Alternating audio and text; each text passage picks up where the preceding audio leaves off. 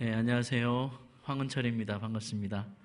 네, 뭐 박수 치시려면 치셔도 됩니다. 네. 감사합니다. 잠깐 기도하고 말씀 나누도록 하겠습니다. 살아계신 아버지 하나님 감사를 드립니다. 우리 살아가고 또 우리가 살아가면서 경험하게 되는 많은 것들의 주인이 되시고 주관자 되시는 아버지 하나님, 이 시간 하나님의 말씀을 들고 단 위에 섭니다. 부족한 종을 주님께서 붙잡으시고 성령께서 기뻐하시는, 하나님께서 원하시는 말씀 나눌 수 있도록 도와주시옵소서.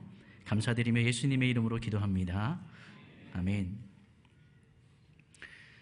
네, 예전에 미국의 ABC 방송이라는 방송사가 있습니다. 그 방송사에서 제작을 한 몰래카메라가 있었어요. 근데 그 프로그램 제목이 뭐였느냐면 WWYD 이렇게 되어 있어요. 이게 줄임말입니다. 뭐냐면 What would you do? 그런 뜻이에요. 그러니까 너 어떻게 할래? 이런 상황에 너는 어떻게 하겠니라는 그런 이제 시리즈로 만든 몰래카메라입니다. 내용이 뭐였느냐면 노숙자 연기를 하는 한 방송인이 등장을 해요. 그리고 카페로 들어옵니다. 그러니까 굉장히 행색이 남루하죠. 카페로 들어와가지고 물을 한 잔 달라고 해요, 점원에게. 근데 마찬가지 연기자인 점원이 주지 않아요. 물 한 잔 주는 게 대단한 일이라고. 근데 주지 않습니다. 그리고 막 모욕감을 줘요. 너 때문에 장사가 안 된다. 빨리 꺼져라. 막 이렇게 심하게 막 핀잔과 독설을 퍼붓습니다. 그때 옆에 있던 이제 일반 사람, 손님으로 계시는 한 분이 어떤 반응을 하는지를 이제 다큐멘터리로 찍은 거예요.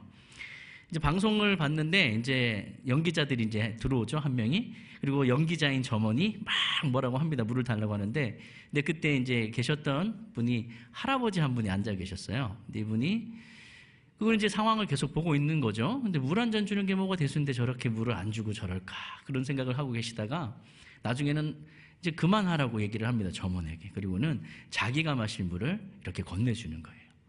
근데 이분이 이제 노숙자 연기를 하시는 분이 감사하다 하고 막 마시려고 하는데 그것도 못 주게 해요. 이거는 당신에게 나가는 물이 아니다. 그리고 그것도 뺐고, 그것도 그리고는 계속 이렇게 독설을 퍼붓는 거죠. 계속 실랑이를 하다가 결국에는 그 노숙자 연기하시는 분은 쫓겨났어요, 그 가게에서. 근데 그 할아버지 한 분이 앉아 계시던 분이 막 우시는 거예요. 막 눈물을 흘리시면서 우시면서 어떻게 이렇게 할 수 있느냐, 막 이러면서 우시는 거예요.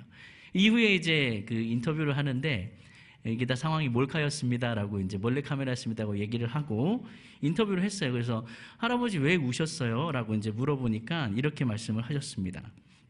만약 누군가가 그런 사람들을 좀 도와줄 수 있으면 도와주고, 그 사람이 일어나서 자기 삶을 살아나갈 수 있다면 그건 참 좋은 일이 아니겠습니까? 이런 얘기를 하는 겁니다.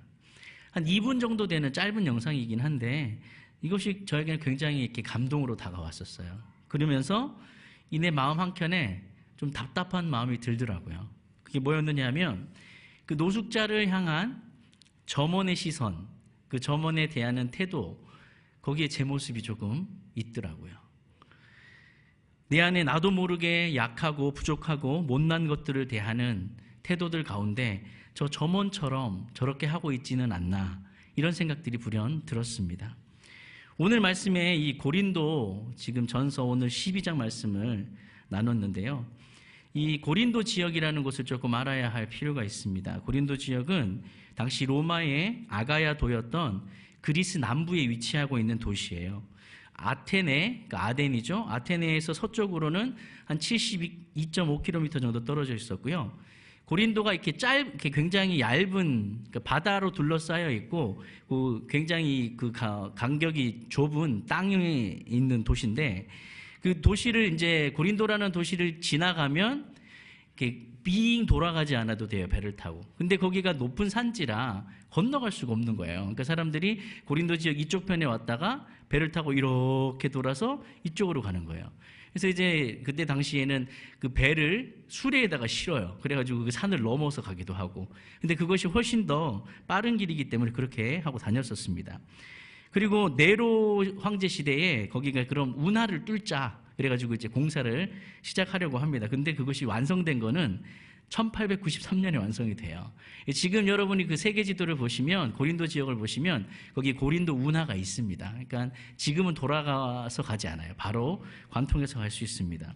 그러니까 굉장히 거기가 상업적으로 발달한 도시고 교통의 요지고 이런 곳이에요. 그리고 거기서 또 어떤 것이 있었느냐 하면 당시에 가장 유명한 운동 경기가 두 가지가 있었어요. 그게 뭐냐면 하나는 여러분 잘 아시는 올림픽이고요. 또 다른 하나는 이스미안이라는 그런 그 시합이에요. 뭐 판크라티온, 뭐 레슬링 경기 이런 것도 하고 있었는데 거기서 그 도시, 그 고린도라는 도시에서 그 대회가 열려요. 굉장히 사람들이 많이 오가는 곳이고 돈이 많은 그런 도시입니다. 근데 이제 문제는 뭐냐면 사람들이 많이 모이고 돈이 쌓이다 보니까 사람들은 자연스럽게 방탕하게 되죠. 그리고 굉장히 도덕적으로도 문란한 그런 도시가 되고 말았습니다. 당시에 이런 말이 있었어요. 고린도화되다. 이런 말이 있었어요. 영어로는 Corinthianize라고 되어 있는데요. 그게 뭐냐면 고린도화되다. 그러면은 굉장히 심각한 도덕적인 타락과 방종이 거기에 확산되어 있다라는 그런 뜻이 되었어요. 그러니까 고린도라는 곳이 그런 곳입니다. 근데 오늘 본문을 보니까 바울이 지금 이제 은사 이야기를 하면서 몸에 이제 비유를 하고 있잖아요. 그죠? 몸에 연약하고 약한 지체를 돌보고 함께 아파하고 사랑하고 연합하라. 이렇게 이야기를 하고 있습니다. 그러면 바울은 도대체 교회를 이렇게 몸에 비유하면서 연약하고 부족한 지체들을 어떻게 세우고 또 연합하는지를 제시하고 있는 거예요. 특별히 다양한 은사가 연합되는 길을 세 가지 정도로 오늘 좀 함께 나누어 보려고 합니다. 고린도전서 사실 12장부터 14장까지는 영적 은사에 대한 그런 내용들을 많이 다루고 있습니다. 특히 오늘 읽었던 본문의 앞부분을 보면은 고린도 교회 안에 이제 어떤 사람들은 사람들 앞에 드러나는 그런 은사를 가진 사람들이 있고 또 반면에 그렇지 못한 사람들이 있었어요. 근데 드러나는 은사를 가진 사람들이 그렇지 못한 사람들을 이제 우습게 여기는 거죠. 이제 그러니까 그거에 대해서 막 사람들이 한탄하고 그러면서 눈과 머리는 현저하게 눈에 띄는 곳인데 그리고 모든 사람들의 관심을 받는 그런 공적 은사가 있는 사람들을 말을 합니다. 근데 반면에 이 사람들이 자기들의 중요성이 너무너무 중요하니까 이제 자기들보다 이제 연약한 작은 은사를 받았거나 덜 중요하다라고 그렇게 생각되는 은사를 받은 사람들을 무시하게 된 거죠. 그리고 그들은 이제 다른 사람들에게 무관심했어요. 이렇게. 왜냐하면 나는 부족한 게 없으니까. 나는 부족한 게 없으니까 다른 사람들에게 관심이 없는 거예요. 저 사람들이 어떻게 살아가든 무슨 고민이 있는지 이런 것도 관심이 없었어요. 스스로는 만족하며 살아가고 있었다는 겁니다. 근데 사도 바울 오늘 이야기를 오늘 읽었던 본문에서 세 가지 정도를 함께 살펴볼 텐데 첫 번째는 뭐냐면 한 몸이기 때문에 채워주고 돌보아 주어야 한다라는 그런 말씀입니다. 바울은 지금 뚜렷하게 은사를 받지 못했거나 뭐 받았지만 연약하고 작아 보이는 그런 은사를 받은 그런 열등감에 빠진 지체를 위로하고 있는 겁니다. 그리고 오히려 강한 사람들이 약한 자들을 채워주고 돌봐주어야 한다라고 이야기를 합니다. 제가 중학교 2학년 때 제 고향이 문경이에요. 경상북도 문경 그 시골에 막 탄광마을에서 제가 자랐습니다. 중학교 2학년 겨울방학에 그 막 교회 형들이랑 같이 막 철야도 하고 매일같이 교회를 갔어요. 그리고 막 기도를 막 엄청 열심히 했어요. 왜 했느냐면 방언을 받게 해달라고 제가 기도를 했습니다. 굉장히 거룩한 것 같으시죠? 근데 사실 잘 알고 보면 그렇지 않습니다. 형님들이 막 방언을 받았어요. 그리고 막 방언으로 막 기도하는데 너무 좋아 보이는 거예요. 그리고 왠지 나는 방언을 받지 못하니까 저도 모태신앙인데 나는 왜 못 받았을까? 나는 좀 떨어지는 것 같고 그래서 밤마다 가서 기도했어요. 그랬더니 나중에는 담임 목사님이 저녁에 잘만 하면 얘가 와가지고 막 그렇게 기도를 하니까 자다 말고 나오셔가지고 집에 빨리 가 이렇게 하시고 기도해 주시고 보내고 그런 적도 있는데 근데 아마 그 기도를 제가 엄청 오래 했었습니다. 근데 하나님이 안 주시더라고요. 그래서 왜 안 주시나? 근데 이제 지금 생각을 하니까 아마 하나님께서 내 속에 있는 마음의 동기를 아셨던 것 같아요. 하나님이 우리를 감찰하시거든요. 감찰이라는 게 그냥 보는 게 아니에요. 내 마음속의 생각과 그 동기부터 왜 그런 생각을 하고 왜 그런 행동을 하는지를 아시는 것. 그게 감찰이에요. 하나님이 제 마음을 알고 계셨던 거죠. 네가 사람들 앞에 보이려고 방언을 받고 싶으냐? 안 줄 거야. 계속 못 받았어요. 그리고 결국엔 제가 나중에 신학교 가서 방언을 받았는데 은사는 사실은 교회 전체의 공익을 위해서 사용되기 위해 하나님이 주시는 거거든요. 그 은사가 무슨 은사가 되었든 개인의 자랑과 개인의 유익을 위해서 쓰라고 하나님이 주시는 은사가 아니에요. 근데 제가 그걸 몰랐던 거죠. 그래서 열심히 기도했지만 응답을 그때 받지 못했습니다. 확연히 드러나는 그런 은사를 가진 사람들의 교만했었어요, 이 고린도 교회에. 그래서 그런 사람들에 대한 바울의 대답이 뭐냐면 비유를 다시 이야기하는 거죠. 뭐냐면 공적으로 드러낼 만하지 않은 더 연약하고 좀 덜 사랑스러운, 실제로 보면 좀 어떻게 보면 추하다고 볼 수 있는 몸의 부분이 필연적으로 더 귀중하다라는 사실을 상기시켜 줍니다. 그래서 거기서 이야기하고 있는 게 뭐예요? 몸에 보이지 않는 내장기관을 말합니다. 눈이 중요하고 머리가 중요하지만 너의 내장기관 보이지 않지만 어쩌다가 보면 막 고개 돌려버리고 눈을 질끈 감아버리는 그런 추한 모습의 것들이지만 그것이 없으면 살 수가 없어요. 사람은 외모로 볼 수밖에 없어요. 그죠? 네, 우리는 저도 아내랑 결혼을 하고 제가 살지만 제 아내의 속마음을 몰라요. 어떤 기도 열심히 하시는 분들은 또 하나님이 은사를 주시고 은혜를 주시면 막 속을 꿰뚫듯이 이렇게 알아보시는 분도 계시다고 하는데 저는 그 지경에는 아직 올라가지 못했습니다. 그리고 하나님이 우리가 정말 마음속을 알지 못하거든요. 같이 사는 부부라도 알지 못하는데 사람은 외모를 볼 수밖에 없습니다. 겉으로 드러나는 것만 보입니다. 근데 우리에게 보이는 그것이 전부인 줄 알아요. 그러니까 그래서 내 몸속의 내부에 존재하고 있고 아름답지 못하고 매우 약한 지체인 내장기관을 못 보는 거예요. 그런데 겉으로 보여지는 기관만 중요하고 보이지 않는 것이 중요하지 않느냐? 그렇지가 않습니다. 제 주변에 후배 전도사님 한 분이 계신데 이분이 체격이 굉장히 건장해요. 그리고 얼굴도 굉장히 훈남이고 운동도 굉장히 잘해요. 근데 성격도 참 좋고 달란트도 참 많이 있는 분입니다. 근데 이분이 자꾸 아프대요. 그리고 교회를 못 와요. 예배도 못 오고 회의가 잡혀 있었는데도 빠지기를 일쑤고 전화해보면 병원에 있어요. 근데 겉으로 볼 때는 멀쩡해 보이거든요. 그래서 알고 봤더니 이분이 무슨 희귀 질병을 갖고 있는 거예요. 그래서 겉으로는 아무 표시가 나지 않는데 아픈 거예요. 그래서 힘이 없고 굉장히 어렵고 그런 상태에 있는 전도사님을 제가 알고 있습니다. 영과 육이 모두 강건해야 하는 것처럼 바울은 비유를 통해서 몸의 겉과 내부가 함께 잘 조화를 이루고 서로 돌보아야 하는 것을 우리에게 지금 말을 해주고 있는 거예요. 하나님은 가시적이고 공적인 은사들을 꼭 필요한 것으로 우리에게 주셨어요. 그렇지만 감춰져 있는 은사들, 이런 것들이 또 생명 유지하는데 더욱 필요한 것이 되게 그렇게 계획을 하셔서 전체적으로 봤을 때 조화를 이루고 통일을 이루게 하셨습니다. 그리스도의 몸의 활동을 위해서는 모두가 필요하고 모두가 중요합니다. 그렇기 때문에 서로가 서로를 돌보아주고 채워줘야 해요. 내가 조금 낫다고, 내가 저 사람보다 뭔가 더 아는 것이 있고 잘하는 것이 있다고 그것이 교만할 것이 아니라 연약하고 약한 지체를 그분들이 먼저 돕고 세워주어야 한다는 것입니다. 두 번째는 한 몸이기 때문에 함께 아파하고 함께 기뻐하라, 이렇게 이야기를 합니다. 우리의 몸의 생리를 이렇게 생각을 해보면 아픈 부분이 있잖아요. 그러면 그 아픔을 거기만 아픈 게 아니에요. 온몸이 아파요. 온몸이 나눠지게 됩니다. 또 다른 후배 전사님 이야기를 하게 되네요. 그 다른 후배 전사님이 한 분이 계신데 이분이 어렸을 때 눈을 다쳤어요. 초등학생 때. 그래서 거의 한쪽 눈이 실명에 가깝게 나뭇가지를 이렇게 찔러가지고 실명에 거의 가까운 상태에 이르렀습니다. 그래서 이제 눈을 치료를 해야 되니까 여기 안대를 이렇게 가리고 있었죠.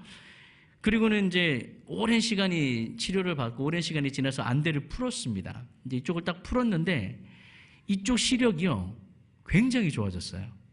왜 그렇게 됐을까요? 한쪽이 안 보이니까 이제 이쪽 목까지 얘가 막 하는 거예요, 일을. 그러다 보니까 시력이 갑자기 좋아진 거예요. 제 아까 인사했던 저희 초등학교 2학년짜리 그 둘째 아들 준민이가 생후 11개월 때 오른쪽 다리가 골절이 됐습니다. 막 이제 걸음마를 하는 그런 그 때였는데 어린이집에 갔다 왔는데 다리가 부러진 거예요. 근데 몰랐어요, 그날. 저희가 이제 데리고 와서 어차피 못 걷기 때문에 이제 안고 다니잖아요. 그런데 이제 집에 와서 얘가 막 기어다니니까 내려놨는데 자꾸 안기려고 해요. 아프다고 울지도 않고. 그래서 몰랐어요. 그래서 기분이 안 좋은가, 어디가 이제 뭐 감기가 걸렸나, 이제 이렇게 생각하고는 재웠어요. 근데 새벽녘에 일어났는데 얘가 이제 그때 우는 거죠. 그리고 뭔가 좀 이상한 거예요. 다리가 막 붓고. 그래서 막 날이 밝자마자 근처에 정형외과를 가서 사진을 찍었더니 다리가 골절이 됐다는 거예요. 얘는 밤새 그냥 지냈던 거죠. 몰랐어요. 근데 얘가 이제 그리고는 이제 깁스를 했어요. 깁스를 하고 6주 동안 이제 그렇고 다녔는데 6주 동안 얼마나 답답했었겠어요. 이제 막 걸음마 하려고 막 하는 때에 막 기어 다녀야 되니까. 그리고 깁스하면 무겁잖아요. 그래서 나중에 이제 풀었어요. 풀어서 이렇게 딱 봤는데 왼쪽 다리에 막 근육이 딱 생긴 거예요. 얘가 이제 오른쪽을 못 쓰니까 왼쪽 다리에다 힘을 막 쓰니까 근육이 막 생겨버렸어요. 몸은요, 아픔을 나눠집니다. 한쪽이 고통스러우면 그 고통을 거기만 아픈 게 아니에요. 그 고통을 다른 곳에서 같이 분담하고 일을 하는 것입니다. 이것이 신자의 교제 속에서 서로에 대한 사랑과 관심을 회복함으로 주님을 영화롭게 하는 통일성을 유지하라는 우리에게 향한 하나님의 부르심이에요. 연약한 지체가 있으면 함께 돕고 또 그 아픔을 함께 나누어지는 것이 바로 교회가 해야 할 일이라는 것입니다. 우리 한 사람 한 사람은 교회라는 한 몸을 이루고 있는 그 작은 부분들입니다. 서로가 같을 수 없어요. 다 다른 모습을 가지고 있습니다. 그렇지만 서로가 다르지만 틀린 것이 아니에요. 다른 것은 다를 뿐입니다. 다른 이들을 지적하고 비난하고 미워하는 것이 아니라 진정한 몸의 일부가 되어 아플 때 함께 아파해주고 기쁠 때 함께 기뻐해 주어야 하는 겁니다. 그렇지만 또 우리 각각의 그 몸의 기능들을 포기하라는 이야기는 아닙니다. 우리가 갖고 있는 그 기능들을 잘 발휘하되 서로가 함께 아파하고 도와야 한다는 것입니다. 제가 좋아하는 영어 찬양이 하나 있습니다. We are one body라는 찬양인데요. 이게 고린도전서 12장 12절을 중심으로 만든 찬양이에요. 영어 찬양이니까 이제 영어 가사가 이렇게 되어 있어요. Though we are many, we are one body. We are one body in Christ. 우리가 비록 수많은 많은 지체들일지라도 우리는 그리스도 안에서 한 몸입니다. 아멘. 그래서 우리가 이 말씀을 제가 기억하며 우리가 한 몸이기 때문에 교회는 그리스도의 몸을 이루어가는 한 사람 한 사람이잖아요. 그러면 우리가 서로 아파하고 함께 서로 기뻐해야 합니다. 세 번째, 한 몸이기 때문에 사랑하고 연합해야 한다. 이렇게 바울이 이야기합니다. 모든 몸의 지체가 아까도 말씀드린 것처럼 같은 역할을 할 수는 없습니다. 특별히 좋아 보이고 멋있어 보이는 일만 골라서 할 수도 없습니다. 이것이 교회 안에 여러 가지 사역이 나누어지는 부분도 마찬가지예요. 우리께 보니까 1인 1사역 지금 프로젝트를 하고 있는데 보이지 않는 곳에서 숨은 노력을 하는 사람들도 많이 있어요. 그리고 그런 사람들이 있기 때문에 이 모든 사역들이 잘 진행이 되고 또 열매를 맺을 수 있는 겁니다. 제가 어제 교회에 와서 이제 여기저기 다니다 보니까 보이지 않는 곳에서 수고하시는 분들이 굉장히 많더라고요. 막 교회 구석구석을 청소를 하시고 부서실을 막 정리를 하시고 누구한테 얘기하지도 않아요. 그냥 혼자 와서 하시는 거예요. 그리고 뭐 정리도 하시고 성탄 행사도 준비하시고 막 여러 가지 일들을 많이 하시는 분들을 제가 이렇게 지나다니면서 많이 목격을 했습니다. 그리고 이런 분들이 있으니까 백향목교회가 이렇게 든든하게 서가는구나라는 생각들을 하게 됐습니다. 교회 사역뿐만 아닙니다, 여러분. 은사도 마찬가지입니다. 은사를 가진 사람들이 자기의 은사를 자랑해서는 안 될 것입니다. 왜냐하면 은사를 주신 분도 하나님이시고 그 은사를 주신 이유는 초반에도 말씀드린 것처럼 교회를 세우기 위함이라는 거죠. 이 점을 간과해서는 절대로 안 될 것입니다. 그리고 바울은 마지막 절에서 이렇게 얘기합니다. 너희는 더욱 큰 은사를 사모하라. 내가 또한 가장 좋은 길을 너희에게 보이리라. 이렇게 마지막 절이 되어 있어요. 그럼 보여줘야 되잖아요. 가장 큰 은사가 뭔지. 그리고 그 말씀이 뭐로 이어지죠? 고린도전서 13장으로 이어집니다. 바로 사랑이에요. 가장 귀한 은사는 방언도 아니고 예언도 아니고 통변도 아닙니다. 그럼 뭐가 가장 귀한 은사인가? 그것은 바로 몸의 다른 나머지 부분들의 필요에 의해서 결정이 나는 거예요. 어떤 사람들이 몸이 다 건강한데 눈이 좋지 않습니다. 그러면 그 몸에 가장 필요한 것은 뭐죠? 눈이 되겠죠. 어떤 사람들이 다 건강한데 다리가 불편해요. 그럼 가장 필요한 것이 뭐예요? 다리의 힘이에요. 몸의 다른 연약한 부분들이 어디에 있느냐, 거기에 따라 결정이 나는 거예요. 그리고 더 중요한 것은 그것이 무슨 은사가 됐고 어떤 사역이 되었던 간에 모든 은사 안에는 다 사랑이 기초가 되어야 한다는 겁니다. 사랑 없이는 그래서 아무것도 안 된다라고 바울이 이야기를 하고 있는 거예요. 그래서 사도 바울은 고린도전서 13장을 통해 그 사랑을 강조하잖아요. 사랑은 오래 참고 사랑은 온유하며 계속 이야기를 하는 거예요. 사랑이 없이는 아무것도 되지 않는다. 이렇게. 그러면 우리 교회에서 가장 중요한 은사는 무엇일까요? 제가 아직은 잘 모르니까 뭐라고 말씀드릴 수는 없지만 감히 한 말씀을 드린다면 사랑이 아닐까. 왜냐하면 사랑에서 모든 것들이 출발하기 때문에 서로가 서로를 사랑하고 아끼는 그 마음이 가장 중요할 거라고 생각이 됩니다. 바깥을 돌아보아도 그래요. 참 이 세상이 험해지고 그죠? 어려워지고 있는데 사랑이 어느 때보다 필요한 시대인 것 같아요. 정말 나를 지지해주고 나를 믿어주고 사랑해주는 것. 서로가 서로를 향한 진심 어린 존중, 따뜻함 이런 것들이 우리에게 넘쳐나는지 아니면 부족한지 여러분 스스로가 스스로에게 한번 물어보시고 답을 찾아보시는 시간이 되었으면 좋겠습니다.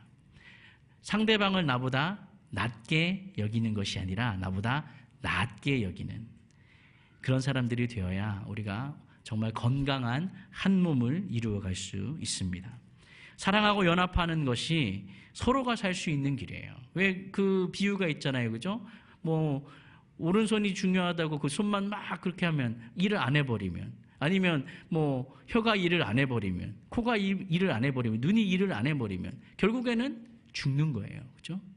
그러니까 우리가 은사를 받은 것도 하나님의 교회를 세우기 위함임을 우리가 잊지 말고 사랑하지 않으면 결국 몸은 나눠질 수밖에 없습니다. 그리고 결국에는 죽게 됩니다. 말씀을 정리하겠습니다. 사도 바울이 권면해 준 것처럼 우리는 교회를 세우는 일에 우리가 받은 은사들을 사용해야 합니다. 1인 1사역 아직 보니까 빈자리들이 많이 있더라고요. 여러분 한번 고민해 보시고 내가 교회를 위해 하나님께서 나에게 주신 은사들이 있다면 사용하시기를. 안 쓰시면 약해집니다. 그리고 연약해집니다. 그래서 여러분이 함께 교회를 위해서 여러분이 헌신하시고 수고하시기를 주님의 이름으로 권면을 드리며 연약한 지체, 특별히 내 주변의 연약한 지체를 세우고 돌보기 위해서 함께 아파하고 함께 기뻐하고 그리고 사랑함으로 연합하고 교회를 세워나가시기를 주님의 이름으로 부탁을 드립니다. 오늘 말씀을 돌아보며 하나님께서 내게 주신 은사를 기억하고 주변의 연약한 지체를 향한 나의 시선, 처음에 얘기했던 그 점원처럼 보기 좋지 않기 때문에 외면하는 것이 아니라 오히려 그들에게 더 따뜻한 사랑으로 우리가 나아가도록 나의 그런 부족한 모습과 시선들을 주님의 사랑으로 채우도록 그래서 그 연약함이 오히려 강함이 될 수 있도록 함께 기도하길 원합니다. 기도하겠습니다. 살아계신 아버지 하나님 감사를 드립니다. 이 교회를 세워나가고 우리가 교회의 한 부분으로 한 지체로서 맡겨진 일들을 잘 감당하기를 원합니다. 열심히 주님께서 맡기신 일들을 해왔고 또 하려고 하지만 때때로 우리 마음 가운데 드는 실망감과 좌절감도 느낄 때가 있습니다. 그렇지만 그 순간에도 주님께서 늘 함께 하심을 기억하고 몸이 서로를 함께 아파하고 함께 돌보아 주는 것처럼 사랑으로 우리가 약한 지체들을 세워나가고 내가 할 수 있는 것들을 자랑하는 것이 아니라 예수 그리스도를 높임으로 겸손함으로 이 교회를 세워나가기를 간절히 비고 소원합니다. 그것이 주님께서 꿈꾸고 계신 교회의 모습이며 건강한 교회의 모습이지 않겠습니까? 하나님 백향목교회가 여기까지 달려왔습니다. 하나님 그런 숨은 노력들이 있었기 때문에 여기까지 올 수 있었음을 감사를 드립니다. 그렇지만 우리의 오늘의 모습 가운데 행여나 내 모습이 연약한 모습이 또 드러나진 않은지 다시 한번 돌아보게 도와주시고 서로가 서로를 함께 중보하고 사랑으로 연합하며 사랑으로 돌보아주는 가족 공동체가 되게 도와주시옵소서. 감사드리며 예수님의 이름으로 기도합니다. 아멘.